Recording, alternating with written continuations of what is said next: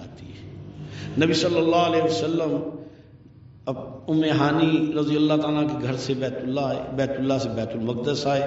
پھر آپ گئے تو راستے میں حضرت موسیٰ کی قبر کی طرف سے ہوتے ہوئے پھر آسمان دنیا کے 7 آسمان، پھر آسمانوں میں دکھایا گیا بہت کچھ آپ کو، پھر اس سے اوپر کہاں تک تھا. پھر آپ واپس تشریف لائے. حضرت موسیٰ نے کہا کہ آپ کی امت کتنے فرض ہیں نماز؟ تو آپ نے فرمایا 50. ان کا کہ میں نے تجربہ کیا آپ کی امت 50 نمازیں نہیں پڑھے گی. تو آپ چلے گئے تو 10 کام ہو گئی. پھر آئے، پھر یہ آنا جانا بھی اللہ کی طرف سے تھا. جب 10 رہ گئی تو اللہ نے 5 کر دی. تو حضرت موسیٰ علیہ السلام نے فرمایا آپ واپس جائیں. تو آپ نے فرمایا مجھے شرم آتی ہے اللہ سے نا، مجھے شرم آتی ہے. تو وہ پھر واپس آئے تو رات کا تھوڑا سا حصہ تھا، وہ پانی جو تھا وضو والا وہ ایسے تھا تھوڑا سا چلا ہے. جبکہ کفار تو ماننے کو تیار نہیں تھے کہ بندہ بیت المقدس چلا جائے اور واپس آ جائے. اور آپ صلی اللہ علیہ وسلم نے جب یہ فرمایا تو ابو جہل نے کہا کہ صدیق رضی اللہ تعالیٰ سے کہ بھی کوئی بندہ رات کو کہے کہ میں بیت المقدس گیا اور واپس آیا، مانا جا سکتا ہے؟ تو ان کا نہیں. تو اس کا تمہارا دوست کہتا، فرمایا اگر وہ کہتے ہیں تو ہو سکتا ہے، اس لیے صدیق کہا گیا ہے.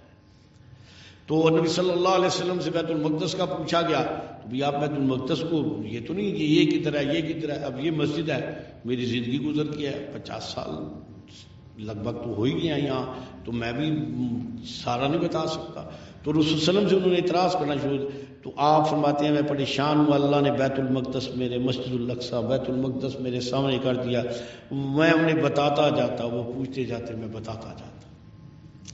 تو جب اللہ رب العزت عطا کرتے ہیں تو فاصلے، زمانے، وقت، ساری چیزیں سکڑ جاتی ہیں، ساری چیزیں ہٹ جاتی ہیں.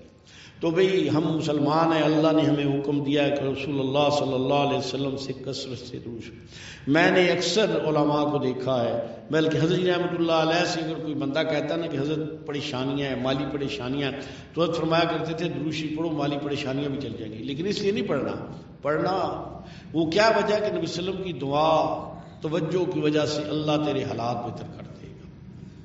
اور ایک واقعہ میں سنا دیتا ہوں.